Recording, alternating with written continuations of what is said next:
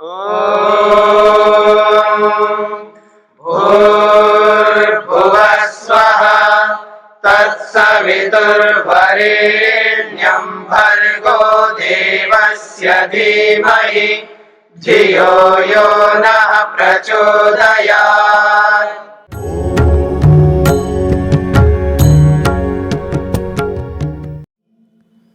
आपने जैसे डायग्राम बना करके जो बताया 25 पदार्थों के बारे में, क्या उसको जान लेने मात्र से ये जानना कोई और है तब जाके उससे कल्याण होगा?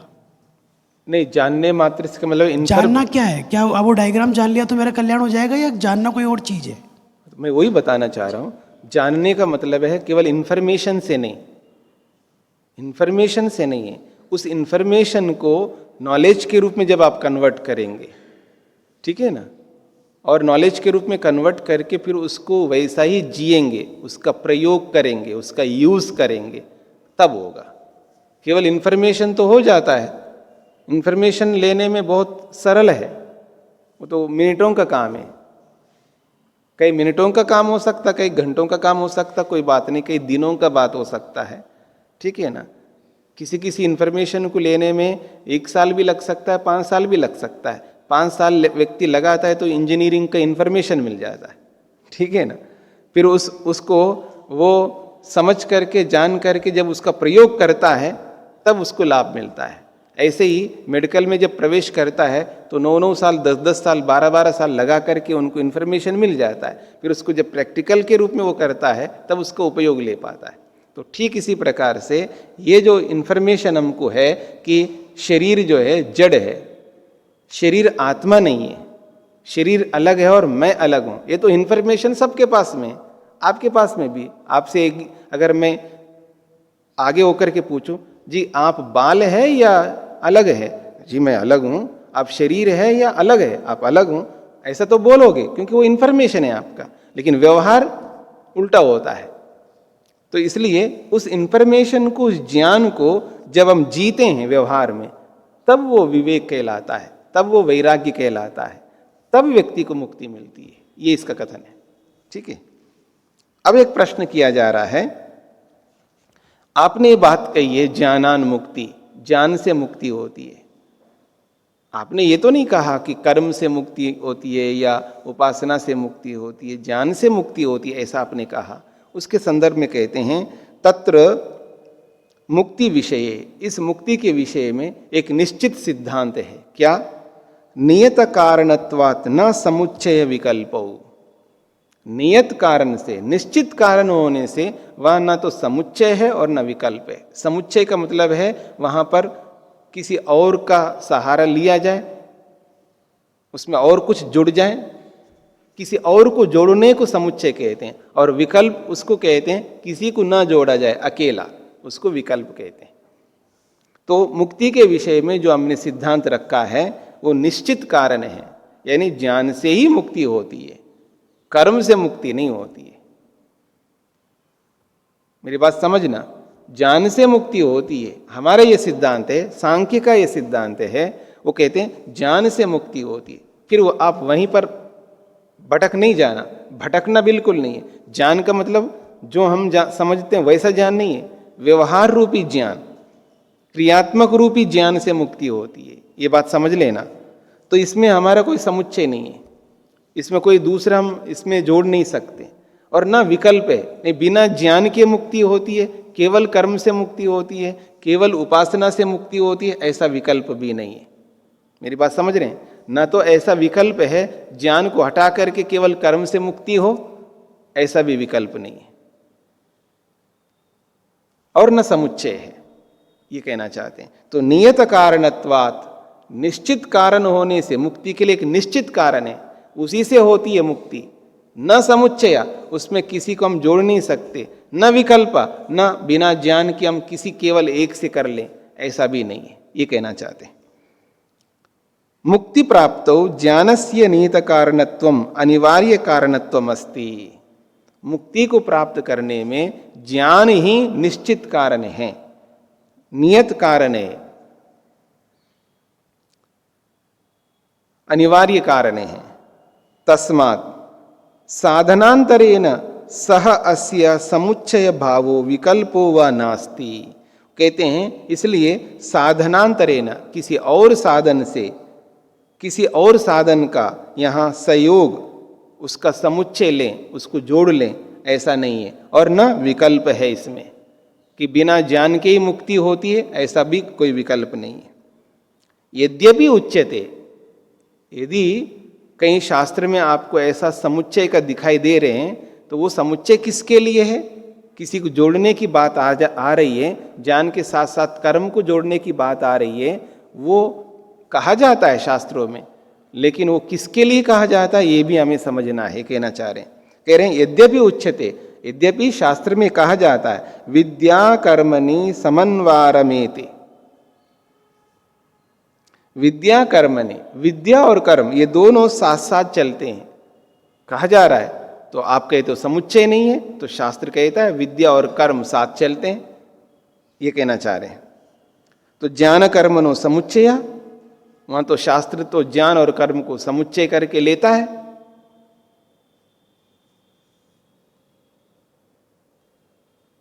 अब उसका समाधान करते हैं। परंतु स एष ज्ञान कर्मणो साधनत्वेन समुच्चयो न। ये तो ज्ञान और कर्म को लेकर के जो शास्त्र कहता है उसका समुच्चय नहीं है वहां पर। क्यों? मुक्ति विषय को अपितु पुनर्जन्म प्राप्तो वर्णिता, वो मुक्ति के विषय में नहीं बताया वहां पर। जहां ज्ञान और कर्म को, विद्या और कर्म को लेकर के जो बात कही है शास्त्र में, वो मुक्ति के लिए नहीं बताया वहां। किसके लिए बताया? पुनर्जन्म के लिए बताया। कहते हैं न मुक्ति विषय को, वो मुक्ति विषयक नहीं है, अपितु पुनर्जन्म प्राप्तो वर्णिता, पुनर्जन्म को प्राप्त करने के लिए वहां पर वर्णन है। एष आत्मा निष्क्रामति, किस प्रसंग में ये बात कही गई है उसका उद्धरण यहां पर दिया जा रहा है। एष आत्मा निष्क्रामति, ये जो आत्मा है ये शरीर से निकल के जा रहा है, जब मृत्यु होती है उस प्रसंग में ये बात कही गई है। एष आत्मा निष्क्रामति, ये जो आत्मा ये निकलता जा रहा है। चक्षुष्टो, कोई आंख से निकलता है, कोई कान से निकलता है, वहां प्रसंग आया है। अलग अलग स्थानों से आत्मा निकलता है, कोई शरीर में आंख से निकल जाता है, कोई कान से निकल जाता है, कोई कहीं से निकल जाता है, ऐसा प्रसंग है। तम उत्क्रामंतम प्राणो अनुत्क्रामति, उस आत्मा को निकलते हुए देख करके प्राण भी उसके पीछे पीछे निकल जाता है। तम विद्या कर्मणि समन्वारमेति, समन्वार मेते, यह समन्वार भेते, ऐसा है। भे है या मेते है? हाँ, समन्वार भेते। तो उसी के साथ साथ विद्या और कर्म भी निकल जाते हैं, ऐसी बात आई वहां पर। जब आत्मा निकल रहा है तो उस आत्मा के पीछे प्राण निकल रहे हैं, उन प्राणों के पीछे पीछे ये विद्या और कर्म भी पीछे जा रहे हैं, ये बात आई है। अतच यत्र क्वचित विकल्प प्रतिभासते, और कहीं विकल्प भी दिखाई देता हो शास्त्र में, जैसे कि अविद्या मृत्युम तीर्थवा, अविद्या से मृत्यु को तर लिया जाता है, ऐसे वेद में आता है अविद्या मृत्युम तीर्थवा, तो अविद्या से मृत्यु से तर जाता है व्यक्ति, ऐसा आता है। इति कथनात् तत्र कर्मणो ज्ञानंगत्वम लक्ष्यते, वहां जो कर्म की बात आई है वेद में, वो कर्म वो ज्ञान का अंग है, अंग के रूप में वह स्वीकार किया है। तो ज्ञानांगत्वम लक्ष्यते न ही कर्म स्वतंत्रम विकल्प रूपेण मुक्ति साधनम, इसलिए वहां कर्म विकल्प रूप से मुक्ति का साधन नहीं बताया गया, यानी केवल कर्म से मुक्ति होती है ऐसा शास्त्र में नहीं बताया गया। उक्तम ही श्रुतौ ज्ञानस्यैव मुक्ति साधनत्वम, और जबकि शास्त्र में, श्रुति में ये बात कही है कि ज्ञान से ही मुक्ति होती है। उदाहरण दिए है, वेदाहमेतम पुरुषम महांतम आदित्यवर्णम तमसा परस्तात् तमेव विदित्वा अतिमृत्युमेति नान्यः पंथा विद्यते अयनाय। वेदाहमेतम, मैं तो जानता हूं, वेद अहम एतम पुरुषम परमात्मानम अहम वेद, इस पुरुष रूपी परमात्मा को मैं जानता हूं, ऐसा योगी कह रहा है। और महानतम, वो महान है, आदित्य वर्णम, सूर्य की भांति वो चमक रहा है, यानी उसके अंदर प्रकाश ही प्रकाश है, यानी ज्ञान ही ज्ञान है। और तमसा परस्तात्, वो अंधकार से बहुत परे है, यानी अज्ञान से अलग है। मैं उस महान ज्ञान स्वरूप परम पिता परमात्मा को जानता हूं, जो कि अज्ञान रूपी तमस से वो सर्वथा पृथक है। तमेव विदित्वा, उसी को जान करके अतिमृत्यु मेति, वो मृत्यु से तर जाता है। न अन्य पंथा, और कोई रास्ता नहीं है। किसके लिए? अयनाय, अयनाय न अन्य पंथा विद्यते, उस अयन के लिए, उस मुक्ति के लिए, उस मोक्ष के लिए और कोई रास्ता नहीं है, एक ही रास्ता है, उसको जानने से ही मुक्ति होती है। तो यहाँ शास्त्र स्वयं कह रहा है ज्ञान से मुक्ति होती है, ये बात कही है। सूत्रार्थ,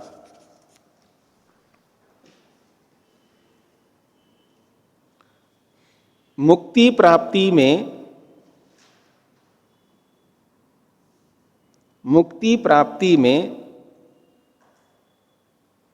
ज्ञान की अनिवार्य कारणता होने से, मुक्ति प्राप्ति में ज्ञान की अनिवार्य कारणता होने से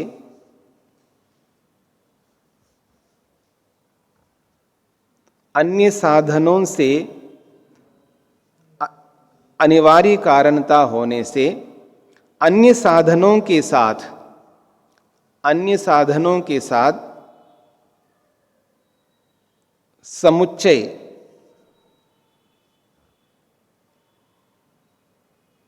या विकल्प नहीं है। अन्य साधनों के साथ समुच्चय या विकल्प नहीं है। समुच्चय का मतलब है और साधन उसके साथ नहीं है, अथवा ज्ञान को छोड़ करके केवल और कारण से मुक्ति होती हो, ऐसा भी नहीं है। समुच्चय और विकल्प को समझ लीजिएगा। मैं मार्केट जा रहा हूं, मेरे मार्केट जाने के लिए मेरे को समुच्चय नहीं चाहिए और विकल्प नहीं चाहिए। अब समझ लीजिए समुच्चय क्या, विकल्प है। जी मैं मार्केट नहीं जानता, ठीक है, मेरे को पता नहीं है, आप आइए मेरे साथ, मैं आपका समुच्चय नहीं चाहता। आई नो, मेरे को पता है मार्केट क्या होता है, मैं जाऊंगा अपने आप खरीद कर ले आऊंगा। मेरी बात समझ में आ रहा है? मेरे को समुच्चय नहीं चाहिए, आपका साथ नहीं चाहिए। और एक बात, विकल्प भी नहीं चाहता, मैं नहीं जाऊंगा, आप ही जाओ, आपसे काम चल जाएगा, मैं नहीं चाहता। मेरे को पसंद नहीं, आप जो लाते हो मेरे को पसंद नहीं आता है। वो कहावत आती है ना, आप ना मरो तो स्वर्ग ना मिले, ठीक है ना, आप ना मरो तो स्वर्ग ना मिले। तो जब मैं समर्थ हूं तो मैं अपने आप ले आऊंगा, मैं आपका साथ नहीं चाहता। और मैं इतना समर्थ हूं, मेरे बिना आप मेरे काम नहीं कर सकते, तब मैं क्या करूंगा? मैं अकेले जाऊंगा। ठीक इसी प्रकार से यहां समझ लीजिएगा, ज्ञान में यानी विवेक में, वैराग्य में इतना सामर्थ्य है, वो मुक्ति को दिला सकता है। उसको समुच्चय की आवश्यकता नहीं है और उसमें विकल्प तो हो ही नहीं सकता। ज्ञान को हटा दो, किसी और से ही मुक्ति हो जाए, ऐसा संभव नहीं है। यह है समुच्चय और विकल्प का मतलब। ये पकड़ में आ गया आप सबको? हाँ जी स्वामी जी, ये शुद्ध कर्म और शुद्ध उपासना का जो प्रसंग आता है शास्त्रों में, तो उसका कैसे निवारण करेंगे? आपका प्रश्न ये है कि शुद्ध कर्म, शुद्ध ज्ञान, शुद्ध उपासना, तो जो शुद्ध कर्म है और जो शुद्ध उपासना है वो ज्ञान के अंग बन जाते हैं। यही बात तो कही ना यहाँ पर, वो ज्ञान के अंग बन जाते हैं, वो ज्ञान के अंतर्गत ही माना जाता है, उससे अलग नहीं है। तो विकल्प तो हो गया उसमें जी, वो जुड़ गए, मतलब आप समुच्चय। समुच्चय हो गया ऐसा कहना। समुच्चय का मतलब ये होता है कि यहाँ पर समुच्चय उसको ले रहे हैं जैसे सकाम कर्म है। सकाम कर्म है ना, उस सकाम कर्मों का समुच्चय लेते हैं, तो वो नहीं लेना चाह रहे हैं। निष्काम कर्मों का समुच्चय तो लेंगे ही लेंगे। उसके भी समुच्चय का मतलब है वो जो निष्काम कर्म है वो ज्ञान का अंग बन जाता है। उस रूप में तो स्वीकार करेंगे, उसके बिना तो नहीं हो सकता। ऐसे ही उपासना को भी ज्ञान का अंग मान लेंगे, वो तो स्वीकार्य है, उसके बिना तो काम नहीं चल सकता है। लेकिन समुच्चय उस रूप में नहीं स्वीकार करना चाहते सकाम कर्म। कोई समझता है ना, आप देखेंगे कि एक व्यक्ति कहता है कि मैं पुण्य कर्म करूंगा, इसी से मेरी मुक्ति होती है, ऐसा बोलता है व्यक्ति। कोई कोई ऐसा बोलता है मैं पुण्य कर्म करूंगा, सेवा करूंगा, ऐसा करूंगा, ये करूंगा तो मेरी मुक्ति हो जाएगी, इसी से मेरी मुक्ति हो जाएगी, ऐसा मानता है। कोई कोई विकल्प, अधिकांश लोग विकल्प को लेकर चलते हैं। आप देखेंगे बहुत सारे लोग दुनिया में वो कहते हैं कि मैं सेवा कर रहा हूँ, बस इसी से मुक्ति हो जाएगी मेरी। वो सेवा के अलावा ना उपासना करता ना भक्ति करता है। उस सेवा के अलावा वो ज्ञान विज्ञान को प्राप्त करने की कोई चेष्टा करता है। आप संसार में बहुत सारे लोगों को ऐसे देखेंगे, बस कर्म में लगे। अच्छा काम है, मैं मना नहीं कर रहा हूँ, उसकी निंदा भी नहीं कर रहा हूँ, मैं केवल उसमें एक बात कहना चाह रहा हूँ। ऐसे लोग हैं जो सेवा दिन रात करते हैं और तन्मय होकर के करते हैं, निष्ठा से करते हैं, हर प्रकार से बहुत अच्छा करते हैं। और जब उनको ये कहा जाता है कभी भक्ति भी किया करो, उपासना भी किया, नहीं जी, बस इसी सेवा से हमारा कल्याण हो जाएगा, इसी से हमारी मुक्ति हो जाएगी। ऐसे भी आपको मिलते हैं। और ऐसे भी लोग मिलते हैं ओम ओम ओम करते रहते बैठ कर के दिन भर, और वो कोई ज्ञान विज्ञान को प्राप्त नहीं करते हैं, जानकारी को प्राप्त नहीं करते, विद्या नहीं पढ़ते हैं, विद्या पढ़ते ही नहीं है, शास्त्रों को पढ़ते ही नहीं है, जानकारी प्राप्त करते ही नहीं है। उनको अध्यात्म के विषय में, आत्मा के विषय में, परमात्मा के विषय में, सूक्ष्म बातों के विषय में जानकारी नहीं है। वो यही मान करके बैठते हैं बस हम बैठ करके ओम ओम करेंगे, जप करेंगे, ध्यान करेंगे, इसी से हमारी मुक्ति होती है। उनको ज्ञान विज्ञान को प्राप्त नहीं करना और कर्म भी नहीं करना, कर्म भी नहीं करते हैं, बैठे रहते हैं, कोई सेवा काम नहीं करते हैं। बहुत कर्म करना पड़ता है, कर्म भी नहीं करते। तो कोई कोई केवल भक्ति को पकड़ करके बैठता है और कोई कोई केवल कर्म को पकड़ के बैठता है। और कुछ आपको ऐसे ही मिलेंगे लोग, इतना पढ़ते हैं पुस्तक के कीड़े के समान, जो पुस्तकों को खा जाते हैं ना। कुछ ऐसे कीड़े होते हैं ना जो पुस्तक को बिल्कुल खा जाते हैं, ऐसे ही लगे रहते पुस्तकों में, ये पढ़ लिया, वो पढ़ लिया, सब पढ़ लिया, वो तिनका तक नहीं उठाता, यानी कर्म नहीं करते, परोपकार नहीं करते, और भक्ति तो बहुत दूर की बात है। और ज्ञान विज्ञान की बहुत बड़ी बड़ी बातें करते हैं, बैठ करके ना भक्ति करते हैं और ना कर्म करते हैं। ऐसे भी लोग मिलते हैं, वो वही मानते हैं हमने ये जान लिया, वो जान लिया, ये जान लिया, सारा इन्फॉर्मेशन इकट्ठा है उनके पास, बहुत इन्फॉर्मेशन है, लेकिन करना धरना उनको नहीं है, वो भी रह जाते हैं। तो एक एक को पकड़ करके जो चलते हैं, जो है यहाँ विकल्प की बात कही, केवल कर्म को पकड़ के चलता है, कोई केवल उपासना को पकड़ के चलता है, केवल ज्ञान को पकड़ के चलता है, वो सब मुक्ति को नहीं पा सकते। ये है विकल्प। और समुच्चय का मतलब है सकाम कर्म। लोग बहुत सकाम कर्म करते हैं, वो ये मानते हैं उन सकाम कर्मों के साथ में हम लोग मुक्ति को प्राप्त करेंगे। ऐसा समुच्चय नहीं है। निष्काम कर्मों का साथ जरूर है। ये अभिप्राय समझ में आ गया आप सबको? हमारे को यानी सकाम कर्म नहीं चाहिए, निष्काम कर्म चाहिए। बहुत मुश्किल है, आदमी सेवा करके नाम चाहता है, बहुत कुछ कर्म करके उसके बदले में फल चाहता है, और ऐसा चाहता हुआ भी मुक्ति में जाना चाहता है। ऐसे व्यक्ति को मुक्ति कभी नहीं मिल सकती।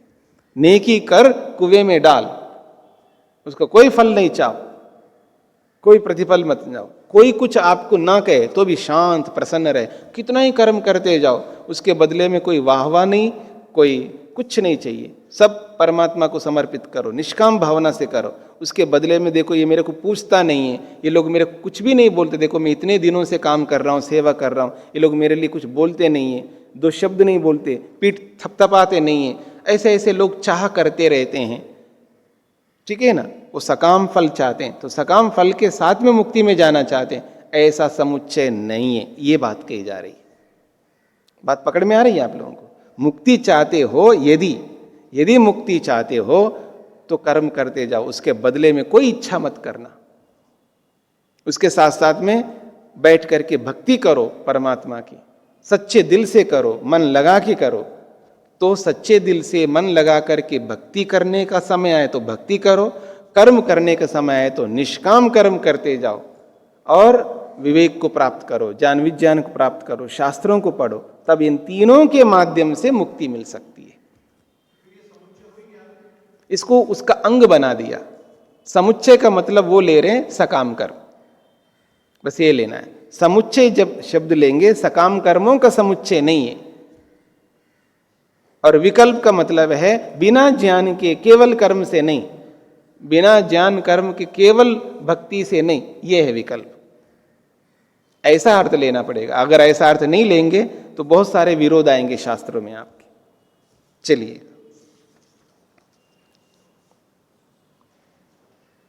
अब इसी बात को समझाने के लिए एक 26वें सूत्र में उदाहरण के माध्यम से समझाया जा रहा है।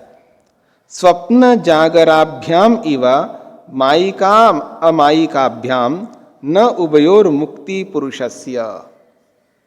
कहते हैं स्वप्न जागराभ्याम इव मायिका अमायिकाभ्याम न उभयोः मुक्ति ही पुरुषस्य। स्वप्न जागरणाभ्याम साधनाभ्याम कल्पित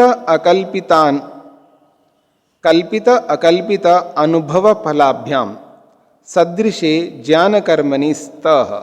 ज्ञान और कर्म को उदाहरण से जोड़ करके समझाया जा रहा है। स्वप्न और जागरण, स्वप्न अवस्था को आप जानते हैं, और जागरण अवस्था का मतलब अभी जो हम जिस अवस्था में बैठे हैं ये जागरण अवस्था है, जागरूक है हम, स्वप्न में नहीं है, निद्रा में नहीं है। तो इन दोनों साधनों से, इन दोनों साधनों को कैसे बताया है? कल्पित और अकल्पित। स्वप्न जो है कल्पित है, काल्पनिक है ना, स्वप्न यथार्थ नहीं होता है। और अकल्पित का मतलब है यथार्थ।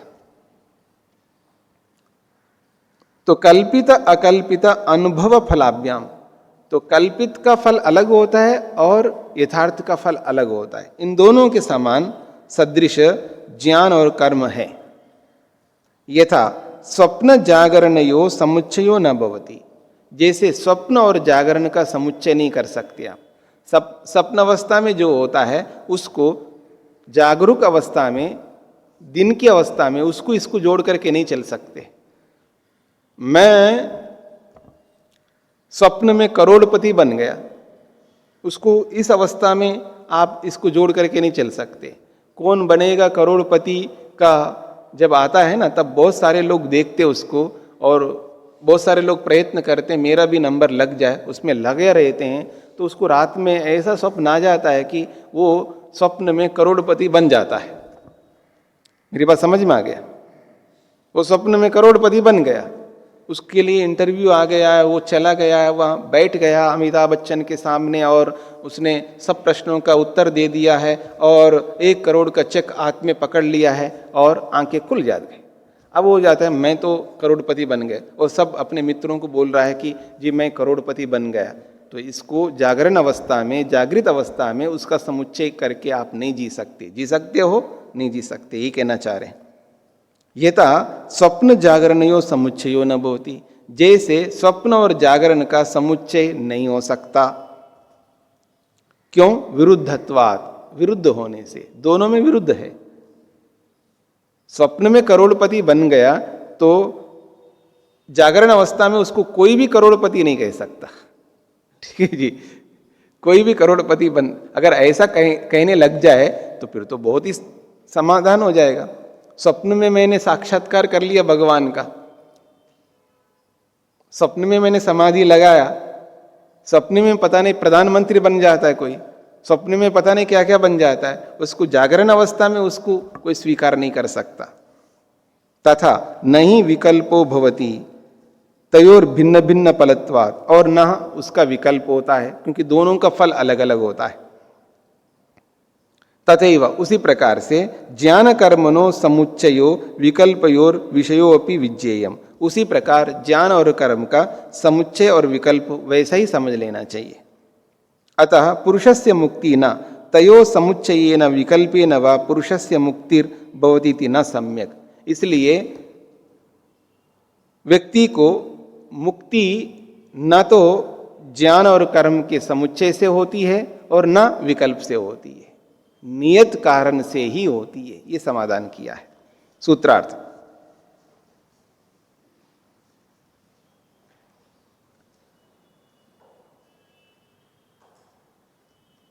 स्वप्न और जागरण रूपी साधनों से, स्वप्न और जागरण रूपी साधनों से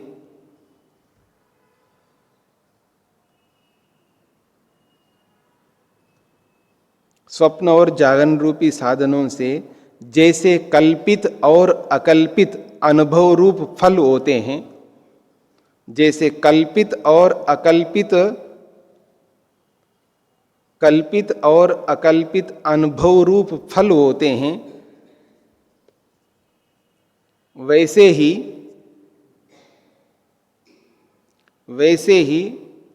ज्ञान व कर्म के अलग अलग फल होते हैं। ऐसे ही ज्ञान व कर्म के अलग अलग फल होते हैं।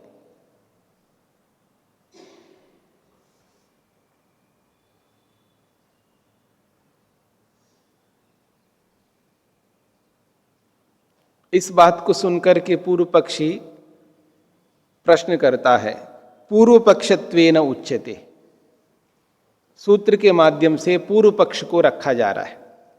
इतरस्यापि न आत्यंतिकम, तो आप ये जो समुच्चय और विकल्प का निषेध किया है, तो फिर इतरस्यापि दूसरों का भी आप स्वीकार नहीं करें। जो निष्काम कर्म है, निष्काम कर्म है, उपासना भक्ति है, उसको भी आपको स्वीकार नहीं करना चाहिए, क्योंकि वो ज्ञान से अलग है। कहते हैं मुक्ति प्राप्तो ज्ञानमेव नियत कारणम न तत्सयोगी कर्म तर्हि इतरस्य यज्ञादि कर्म तो भिन्नस्य।